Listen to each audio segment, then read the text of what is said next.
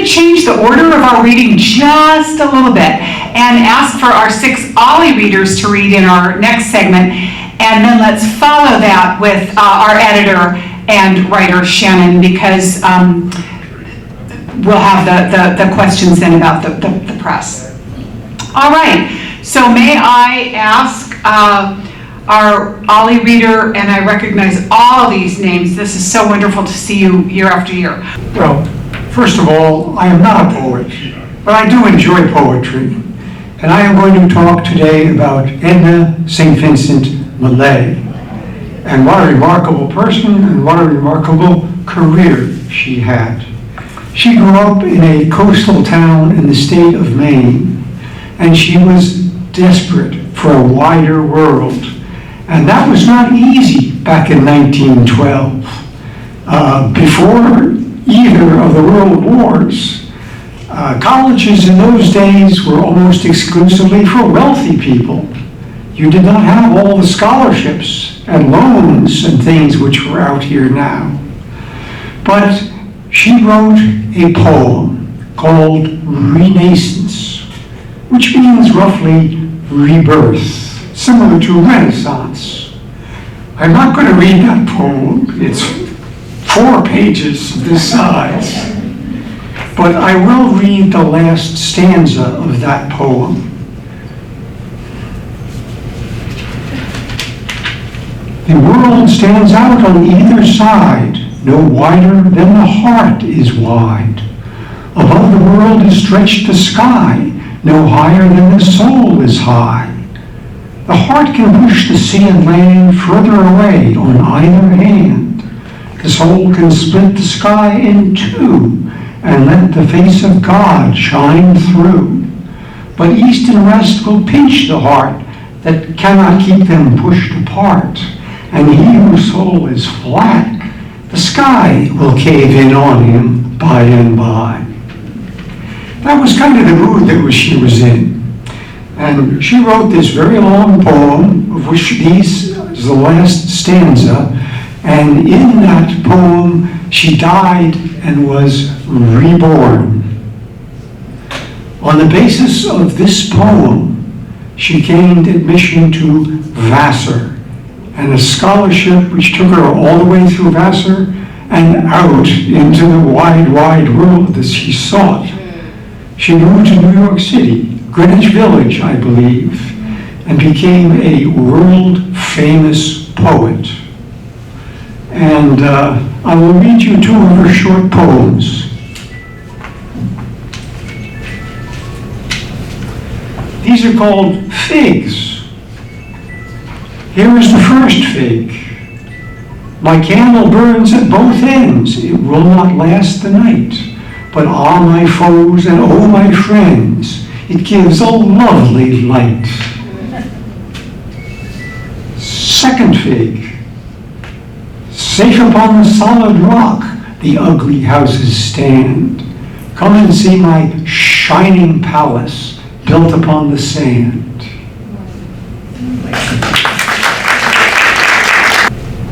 Hello. It's Deborah Strahan. No relation. No relation. Everybody knows Michael Strahan. I'm glad he has my name. So these are not poems that I've written. Written a few when I was younger, but I didn't bring anything like that. So it's just a couple. One is like, we have a little garden going on with the OLLI group. So I found this poem. Hey, raise your hand, OLLI gardeners.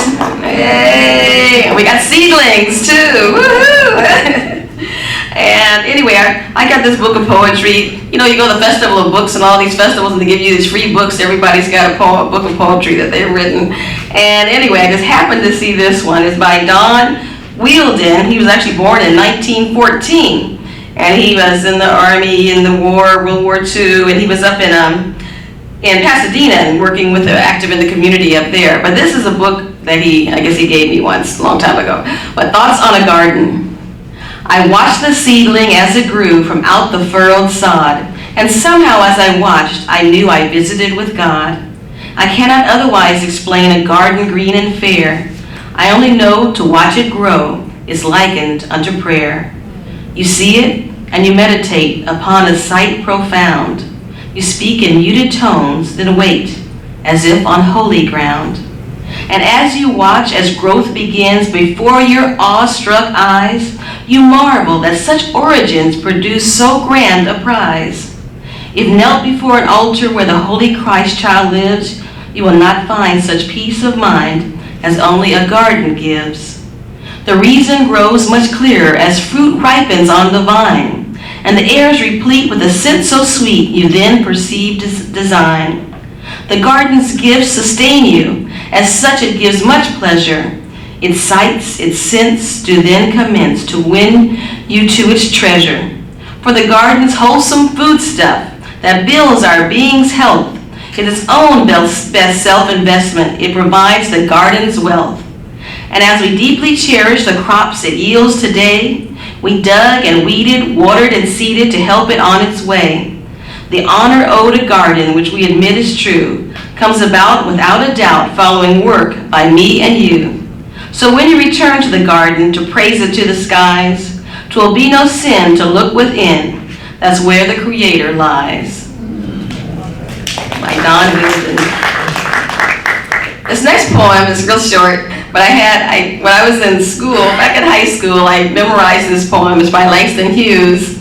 And I don't know, the students had anyway, you'll see why the reaction. Anyway, the name of the poem is Too Blue by Langston Hughes. I got those sad old weary blues.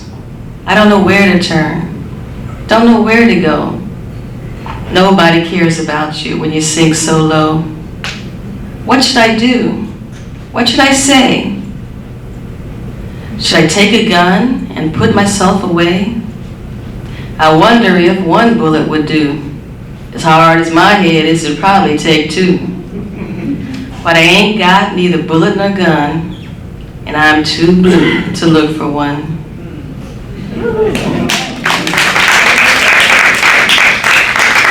I know that was strange for a high schooler, but that was the poem I wanted to memorize. It's probably because it was short or something, but anyway, that was by Langston Hughes. And the last one I have is similar to a song, but not quite.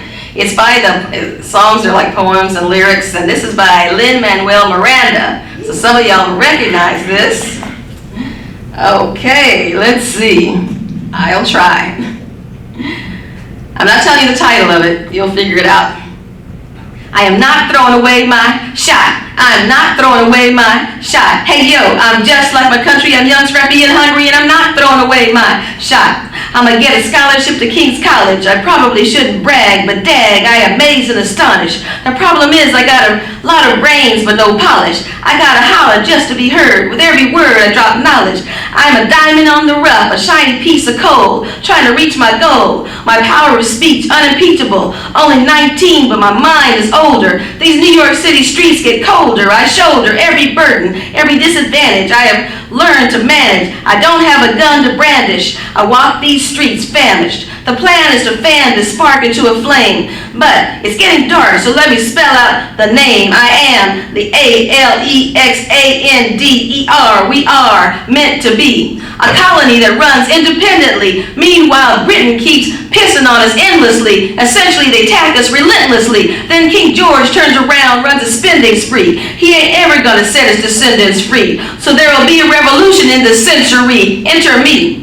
Don't be shocked when your history book mentions me. I will lay down my life if it sets us free. Eventually, you'll see my ascendancy, and I'm not throwing away my shot. I am not throwing away my shot. Hey yo, I'm just like my country. I'm young, scrappy, and hungry, and I'm not throwing away my shot. I am not throwing away my shot. Hey yo, I'm just like my country. I'm young, scrappy, and hungry, and I'm not throwing away my shot.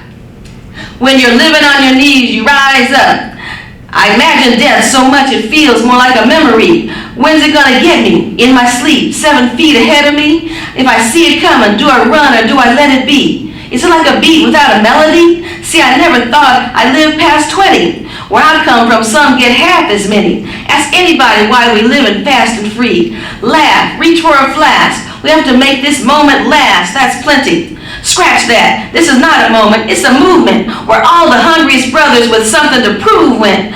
Foes oppose us. We take an honest stand. We roll like Moses, claiming our promised land. And if we win our independence, is that a guarantee of freedom for our descendants? Or will the blood we shed begin an endless cycle of vengeance and death with no defendants? I know the action in the street is exciting, but Jesus, between all the bleeding and fighting I've been reading and writing, we need to handle our financial situation. Are we a nation of states? What's the state of our nation? I'm past patiently waiting. I'm patiently smashing every expectation. Every action's an act of creation for laughing in the face of casualties and sorrow. For the first time, I'm thinking past tomorrow. And I'm not throwing away my shot. I am not throwing away my shot. Hey, yo, I'm just like my country. I'm young, scrappy, and hungry, and I'm not throwing away my shot. That's from the musical Hamilton by Lin-Manuel Miranda. These are like one little one I wrote myself and two written by my late husband. So mine is the poet in me. I dream of writing poetry, spinning words that make us free, like Nikki Giovanni. I dream of writing poetry, making rhymes of love and time, like Phyllis Sweetley. I dream of writing poetry that defines time as vintage wines, like Maya Angelou. I dream of writing poetry, making sense of cool and groove, like Langston Hughes. I dream of writing poetry that redefines the creation, like James Weldon Johnson. I dream of writing poetry that writes the spoken word the way they were heard, like Paul Laurence Dunbar. I dream of writing poetry that spins and rhymes, that makes sense of love and time, that defines and redefines, and writes the spoken word the way it's heard. I dream of writing poetry that speaks to you and me.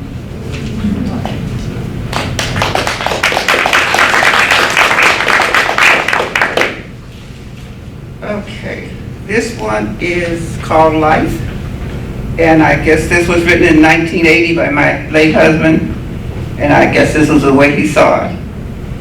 It says, everyone living today has lived forever. There are no new people, only old ones in new forms. Does not each of us begin from one egg and a sperm? Is not my father's sperm the same as my own, the same as my son's, the same as my father's father's, as his father, and so on? Back to the beginning, back to perhaps one father, one mother. The sperm unites with egg in continuation of life, and thus continuation of the individual. There is no new life, only life continued.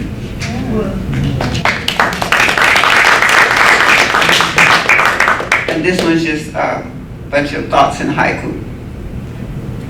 How can I express such complex ideas and thoughts with economy?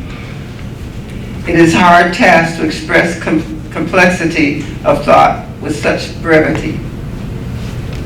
How intangibly intertwined are the ideals I try to express. How can I express the depth of my love for you in so little space? I love you more than I can possibly say here, for you are my life. The essence of life is being at one with you in all things that I do. The mind is open, that accepts that which is strange and rejects nothing. Life is beautiful if we decree it so. And that is how it is. A happy man sees joy in life in spite of how hard it sometimes is. Being happy is an option we each may choose, if we will. A footprint in the sand, our memories of things that have gone before. Is it on? Yeah. Okay. Okay, well, I guess I'll start out by saying my name's Daisy Marshall. I grew up in Arkansas, little town Helena, Arkansas. Actually, I grew up on the farm a little south of there. And it was a great experience, you know, and a lot of my writing is kind of geared towards my growing up on the farm and in the meadows, running through the meadows and things like that. So I'm a second of 14 or 15 siblings. And so I had a happy childhood. And so I'm going to read some of the poems that I wrote. I published 2 books, and I guess I did okay, but anyway, I want to start out with, why do I write? Because people ask me that question. Some may ask, why do I write? Why do I write for every occasion? Is it my occupation? I said no, but let me write while I can. Let me write, if only as Jesus did when he stooped down and wrote in the sand. You see, the day will come when I'm only a pile of clay.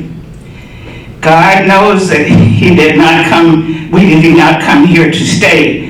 So just let me write while I can. I do not write for fame or fortune, but I write from my heart. And we all need to know and support Jesus' kingdom, because we all have a part to play.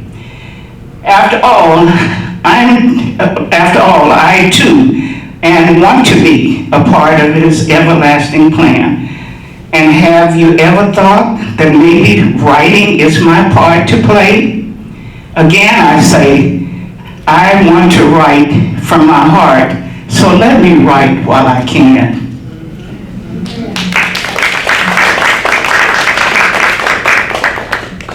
And of course, my first book is Echoes of the Heart, so I'm going to read a couple of short ones from that.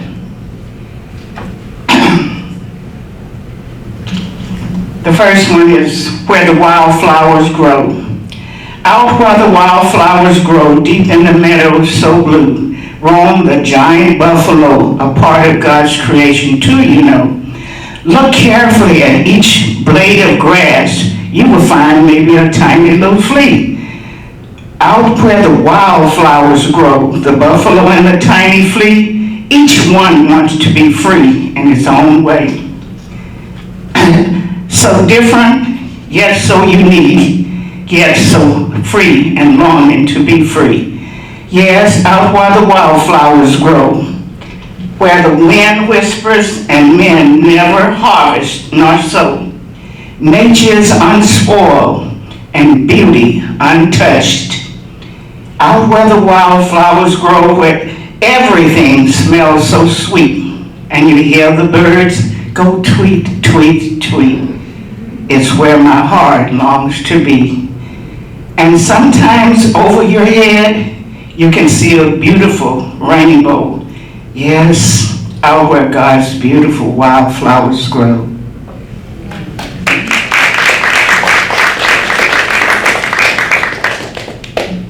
And then the next one from that same book, A Perfect Spring Day. And I chose this one because we're in our springtime and it might be appropriate for this.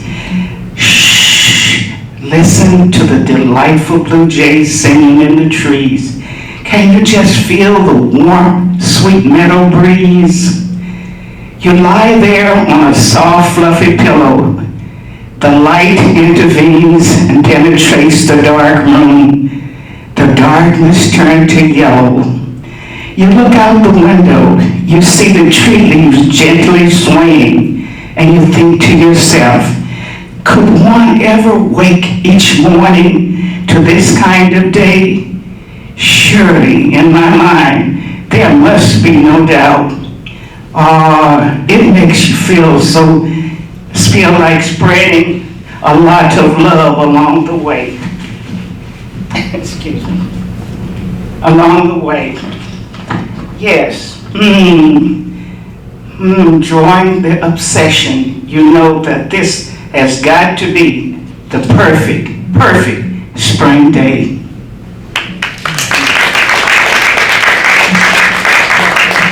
Not to consume too much time, I'm going to read just a couple more from the second book, Sharing My Love for Jesus.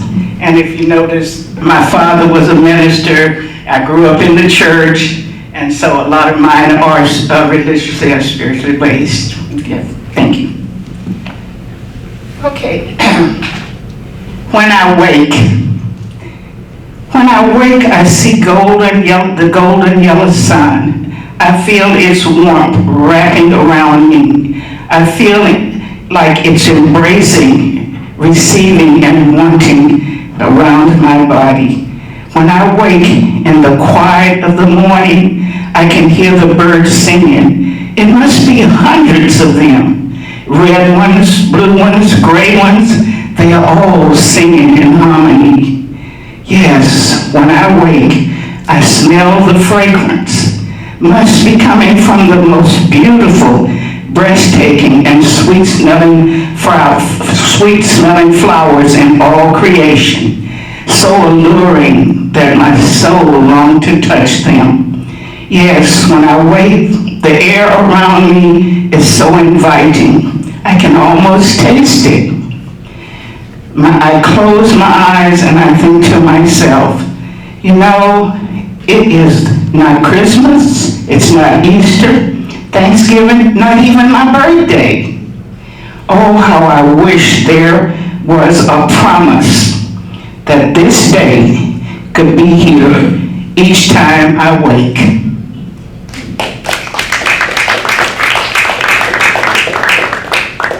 And this is kind of one of my favorites, and I'm going to read it.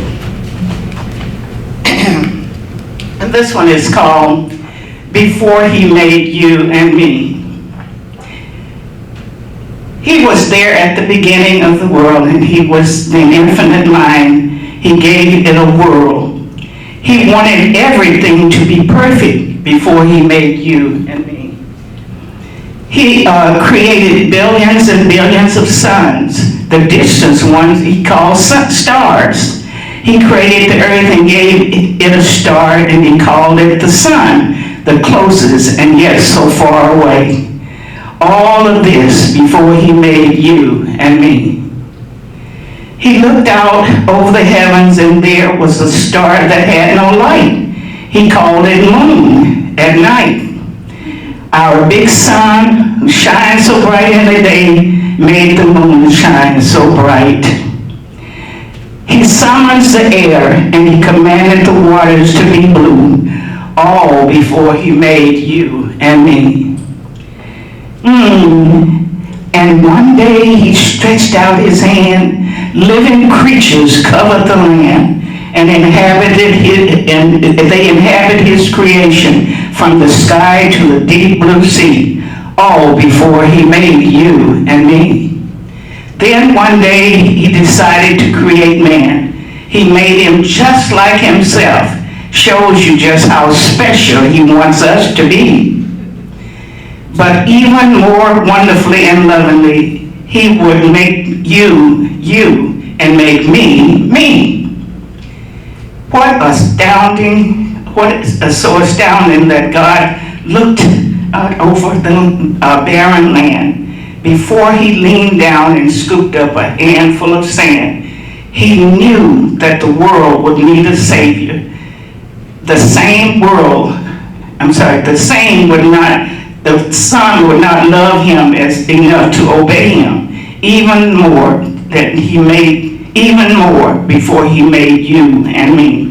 He gave us a mind to think, and as it always has been, He continues to bless us day after day and year after year, even until eternity. He still loves us. Yes, He could make it all vanish just with a wink, all because it was happened before He made you and me. Thank you.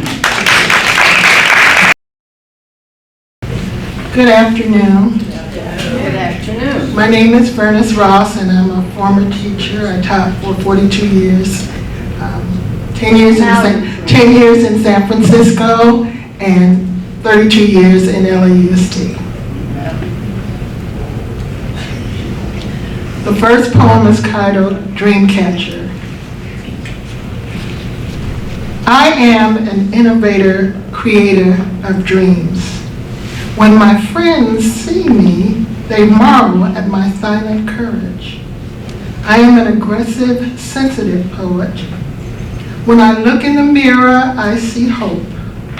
My dreams can dance in reality if I'm willing to work toward them. I live vicariously on the edge of destiny. I am a dangerously profound artist. When I gaze at the faces of others, I see encouragement reflected in blinded eyes. My heart is gracious. I smile sorrowfully with surprise. When my enemies look at me, they see confidence. I love profusely and live purposefully. My mind is reflective. I approach all things with love. No one can destroy my destiny. I will always love God and look to Him for grace. The challenges I face harbor love. I am Vernus. I have caught the dream cascading in my heart.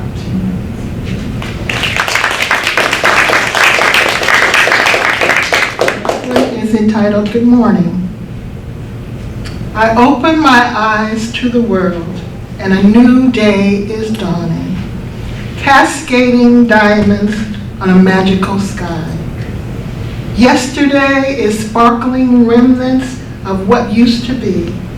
Today is the possibility of whatever I see and hear and touch and feel and embrace.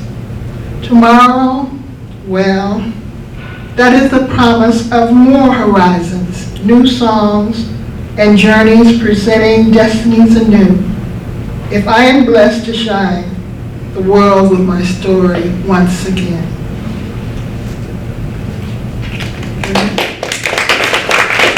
And this one is dedicated to all the mothers. Are there mothers in the house? Raise your hand, all the mothers. To mothers with love.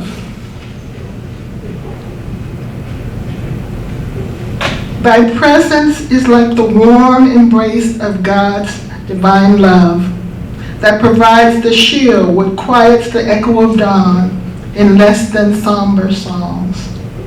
Thy intuitive vision, thy unassuming presence, thy tender nurturing provides answers to questions before they are asked, and inspire a song when our voices are too weak to shout. Lo, the world is a promise because of you, and you have captured the flavor of morning in jubilant refrain. How regal we see thee stand, elegant and serene against God's sky, beckoning our morning to become suns and reminding us of how special we are because of you. The glow of the majestic rainbow glorifies the rose of your being. You are the silver chalice of love's greatest song. May your days project the most profound vision of the sun. How our love for you grows, mothers. You are the rose of all eternity. That's my spring dedication to mothers. And this is for my own mom. Mama danced in joyful songs, heard but not understood in the time she lived. Remnants of her life echo in delicate china that sit in cabinets now, that whispers a history that her children imagined and her grandchildren and new generations never hear. Meat coats and ballroom gowns still flow in forgotten dreams, reflective and strong.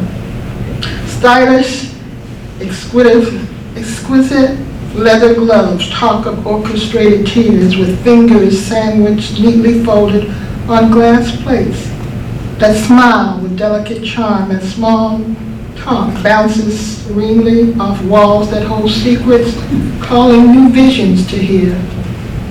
Holiday dinners have new tables set with vintage reflections and stories vocalized again and again to hold the generations to explore. Do I know and understand the legacy well enough to anchor its victories in new eyes to shine? Mama's sound now dances in my head, and though I remember only some lyrics, I'll sing what I hear in the whisper of the wind she left behind.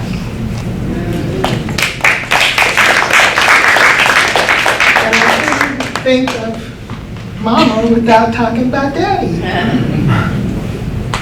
This is my father. See, he is old, wise, and seasoned. He looks like Santa Claus, graying, trembling hair, no hat, gray, short cascading over one ear. His clothes fit him well. No baggy pants, though he remembers them. He has two-tone shoes and suede ones. My mother never sees them now. Here's my mother. She might be crying now. The sun she saw in his face is dim nowadays. The woman my father knows is still there, but changed. She will come later to visit him. My mother might get mad, but it does not faze him much now. My father will say nothing, but might laugh in secret closet. No one will forget, though years have passed. My father never stops mentioning it. It's always me there watching. She does not know. I will always remember they love each other better from a distance.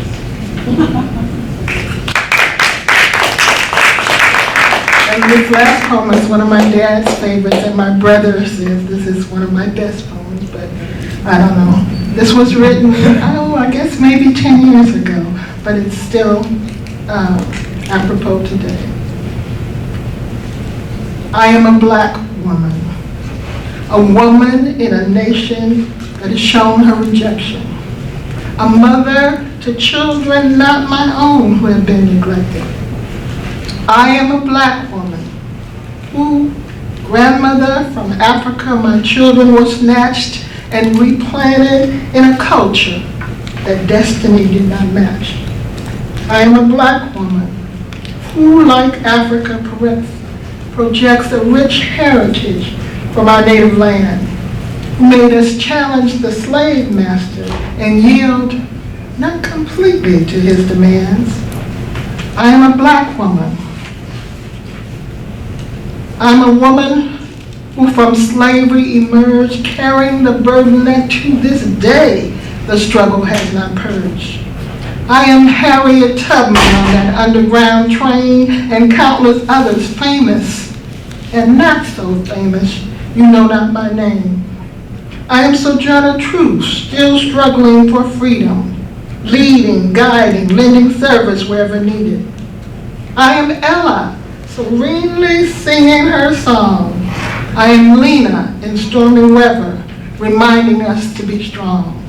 I am that sophisticated lady, Miss Natalie Cole, and I'm Mahalia, prayerfully lifting our soul.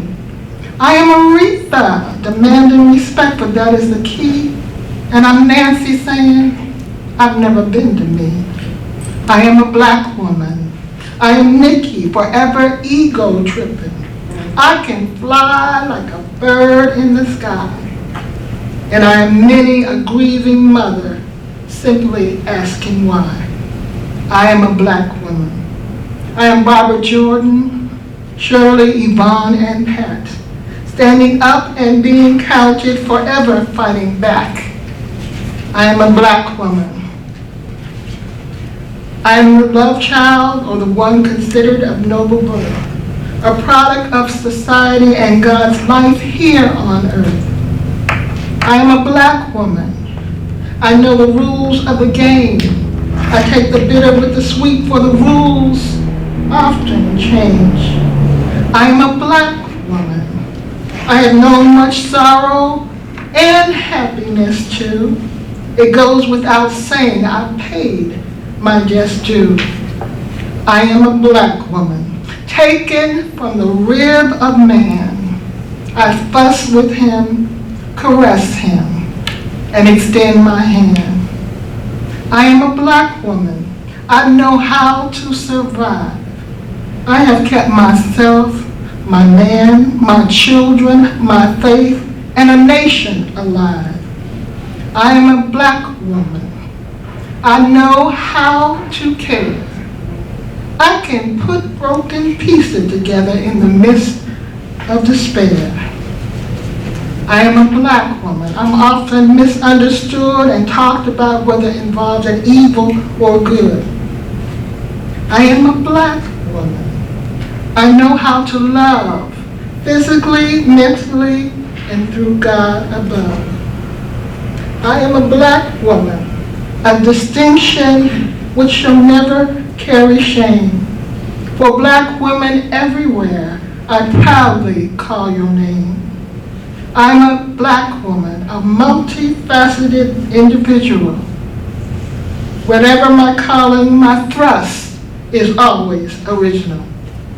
I'm a black woman, a mother, once a child, now with children of my own, a working woman, a career woman, or one that stays at home. I'm wealthy, I'm poor, I'm middle class or bourgeoisie, all different yet the same, for they are all projections of me. I am a black woman. I move forever in elevated suspense. I have in the past, and I will hence.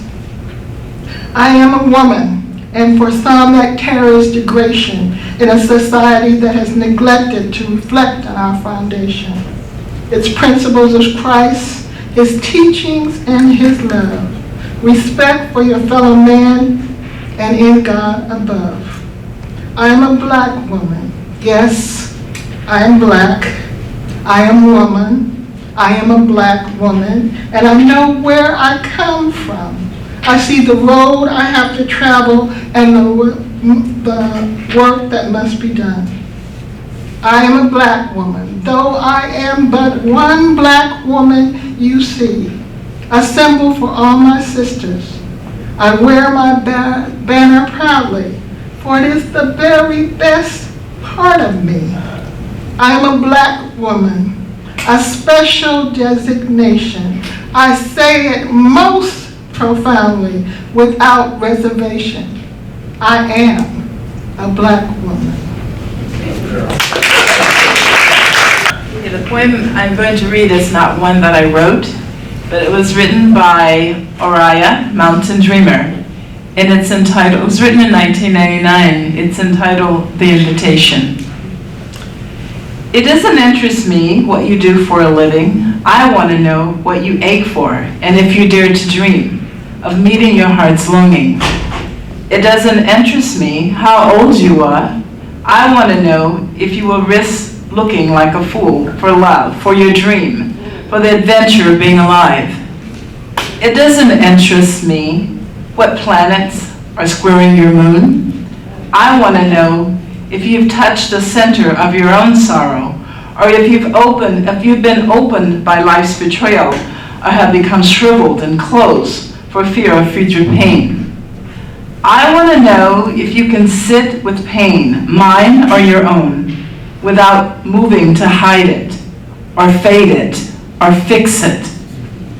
I want to know if you can be with joy, mine or your own.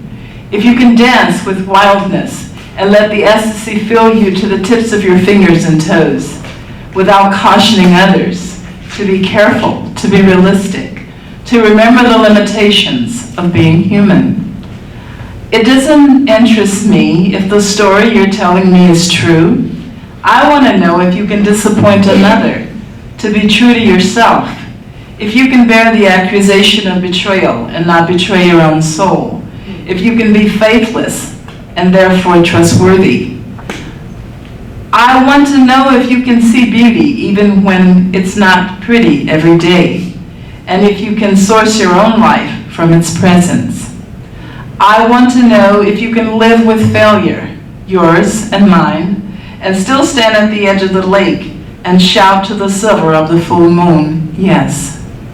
It doesn't interest me to know where you live or how much money you have.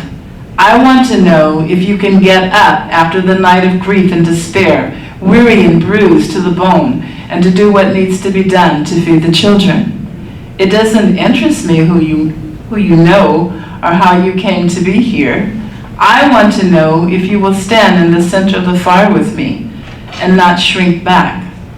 It doesn't interest me where or what or with whom you have studied. I want to know what sustains you from the inside when all else falls away. I want to know if you can be alone with yourself and if you truly like the company you keep in the empty moments.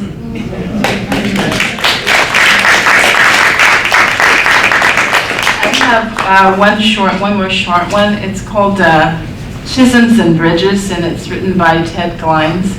It says, whether dancing the circle or sitting in the pews, the world is full of wonder and knee-jerk news. For those full of spite and woeful complaining, the world is full of darkness, no hope remaining. Diversity spawns attacking spasms, elevating hate and deepening the chasms. Who are you? You are who you are, smart as a fox. Why define yourself to a bleak little box? For those full of love and compassion caring, the world is full of brightness and warmth and sharing. Diversity spawns a chance to build bridges, elevating love and life's privileges. You are who you are, smart as a fox. Expressing yourself, you're out of that box. You can make this world a beautiful place if we toss away frowns and put smiles on our face. Abolish that burden of complaints you've been lugging. Begin building bridges and get used to hugging.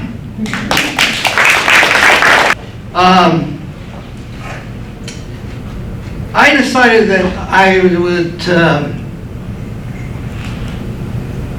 read a couple of things, and then maybe Dr.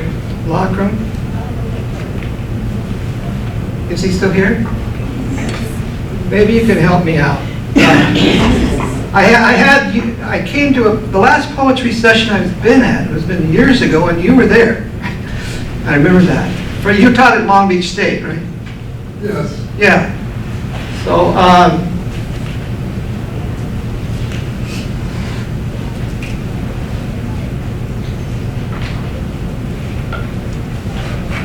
the man in the moon came down too soon.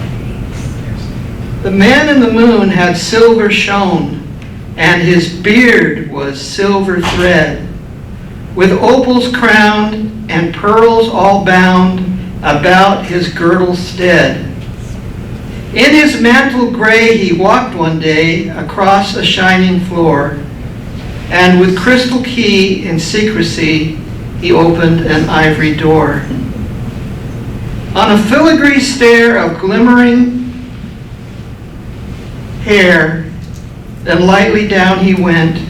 The merry was he at last to be free on a mad adventure bent.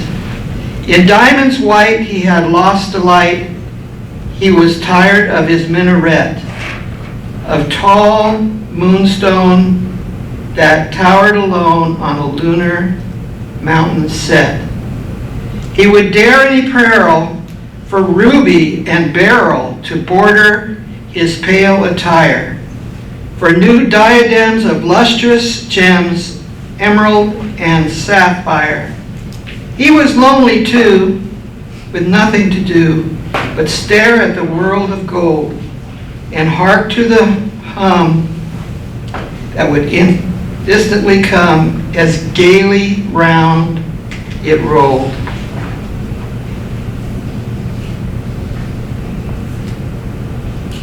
At plenilune, in his argent moon, in his heart he longed for fire, not the limpid lights of wan salinities, for red was his desire. For crimson and rose and ember glows, for flame with burning tongue, for the scarlet skies in a swift sunrise when the stormy day is young. He'd have seas of blues and living hues of forest green and fen, and he learned for the mirth of the populous earth and the sanguine blood of men. He coveted song and laughter long, and viands hot and wine, eating pearly cakes of light snowflakes and drinking thin moonshine. He twinkled his feet as he thought of the meat of pepper and galore, and he tripped unaware on his slanting stair, and like a meteor, a star in flight ere Yule one night, flickering down he fell from his laddery path to a foaming bath in the windy bay of Bel. He began to think lest he melt and sink. What in the moon to do when a fisherman's boat found him far afloat to the amazement of the crew? Caught in the net all shimmering wet in a phosphorescent sheen of bluey whites and opal lights and delicate liquid green. Against his wish with the morning fish, they packed him back to land. You had best get a bed in an inn, they said, the town is near at hand. Only the knell of one slow bell, high in the seaward tower, announced the news of his moonsick cruise at that unseemly hour. Not a hearth was laid, not a breakfast made, and the dawn was cold and damp. There were ashes for fire and for grass the mire, for the sun a smoking lamp. In a dim black street, not a man did he meet. No voice was raised in song. There were snores instead, for all folk were abed, and still would slumber long. He knocked as he passed on doors locked fast, and called and cried in vain, till he came to an inn that had light within, and he trapped at a window pane. A drowsy cook gave a surly look, and what do you want, said he. I want fire and gold and songs of old and red wine flowing free. Well, you won't get them here, said the cook with a leer, but you may come inside. Silver I lack and silk to my back, maybe I'll let you buy. A silver gift, the latch to lift, a pearl to the pass the door. For a seat of the cook in the ingle nook, it cost him 20 more.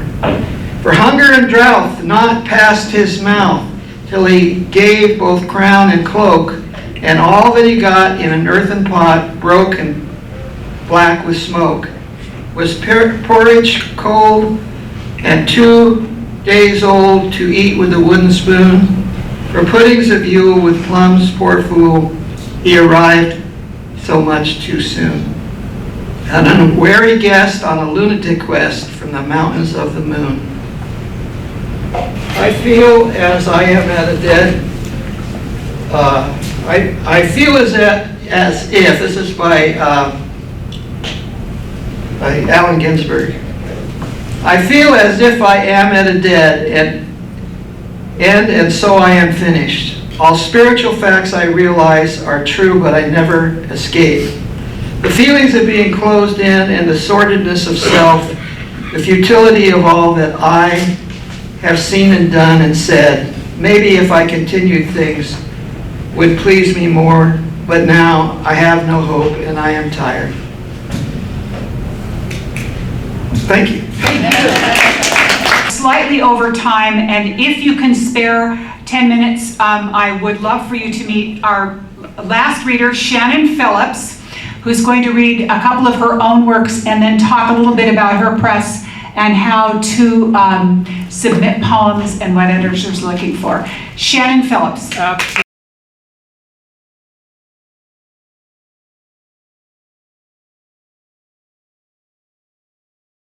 All right, thank you.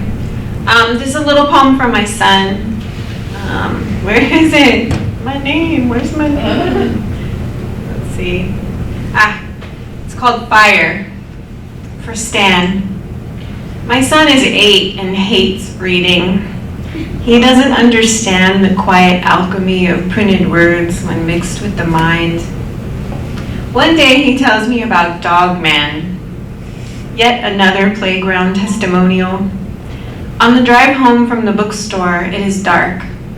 He raises the new pages to court the light from car headlights, not yet knowing just how much light there is to catch.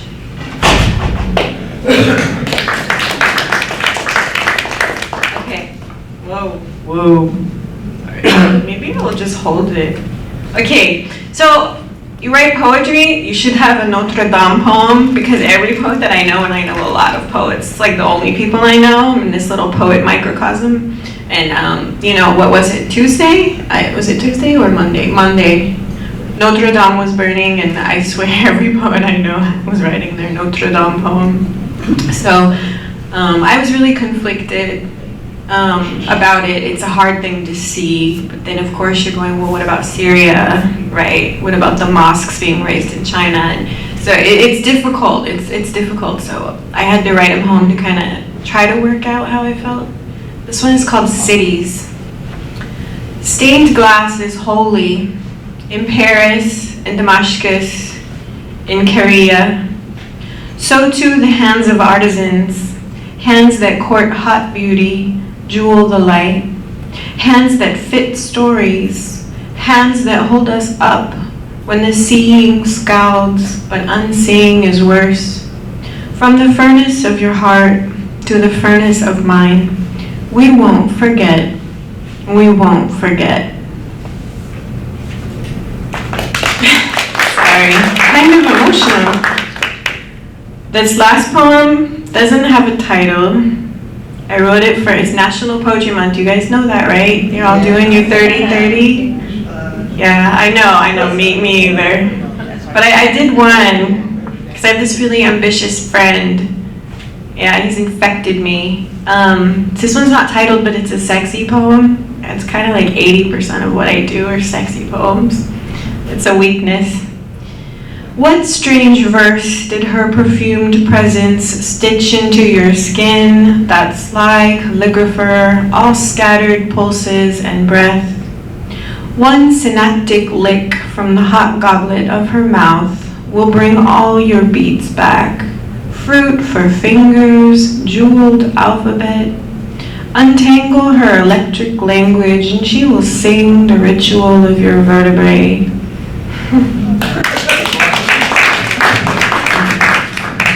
So I'm a publisher. About a year and a half ago, I started a press. In 2011, I started an online magazine, a poetry magazine, with Dr. Laughlin's help, actually. He was instrumental and always a contributor, and I'm grateful from the bottom of my heart for that. And it was hard, a slush pile, a lot of rejection. It's not fun. So I decided to start a press and to do the things that I wanted to do, to work specifically with the people that I wanted to work with, make relationships. So yeah, do you guys have any questions about submitting in general? Yes? Right when I think, my goal, I'm part of a writing group through UCLA Writing Project. We meet once a month, and my yearly goal was always to submit every month. Well, submitting means rejections. Yes. And rejection means that I get discouraged. And then I'm told, well, go to the press, go to the journal, and see what kind of works they're accepting. But when I look at the works that they're accepting, it's not my writing, it's not anything that I want to write, or I don't want to write like that. So where in there is there, yeah, thank you, room for me. Submitting is, it's hard work. Yeah, I would suggest taking maybe a day in the month and spending the whole day. So, two things. Yes, it is really, really, really important if you want to avoid rejection. It's inevitable. It's all of us get it. It's really difficult. I get it too. But you can minimize it if I call myself a sniper, you know, like got one bullet, it's gonna make it count. So yeah, it's helpful if you do the research to make sure that your work does fit. There are so many magazines, so many. I use Twitter, actually, for magazines. There's a wonderful resource. It's a Yahoo group. It's a CRWROPPS, and I can write that down for you if you join it. There's a woman, her name is Allison, starts with a J. She's amazing. She posts about 15 different writing submission opportunities a day. So if you do join it, take it to an email that you can get spam from Allison all day. So that's a really good resource. The second thing is you can make space for your own voice. So that's up to you and your value system and what the validation of submitting means to you. I told my friend yesterday, I said, I submit for my CV. And he went, whoa. I said, I don't write for my CV, but I submit for my CV because I want my press to, I need to walk the walk. I need to support my poets, so I need to be doing it. If I didn't have my press, I don't think I would submit, really. I would probably post to Facebook, or I would post to my blog, or I would work within my writers group or my immediate group of friends, and we would publish each other. We're all publishing each other, so don't think we're not. Stein and Hemingway and Fitzgerald and Pound and Eliot, they were all buddies publishing each other. So don't feel bad if that's what you're doing. That's what everyone does. As you guys all know, poetry really isn't valued in the larger society with the exception of weddings and funerals. So you can either spend a lot of time finding that magazine that will fit your voice or your voice will fit, which I recommend. I think it's worthy, especially if you're worried about your CV, or you can make your own space. That's what I did.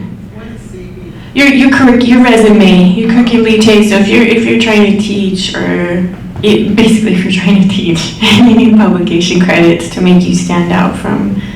Otherwise, just ask yourself, why do I want to submit? What does it give me? What does an acceptance in a magazine give you? How does it make you feel? Is that something you can give yourself, or your friend can give you, or I don't know if that helps or makes sense, but afterwards I can write down that creative writing Yahoo group. That's a good one.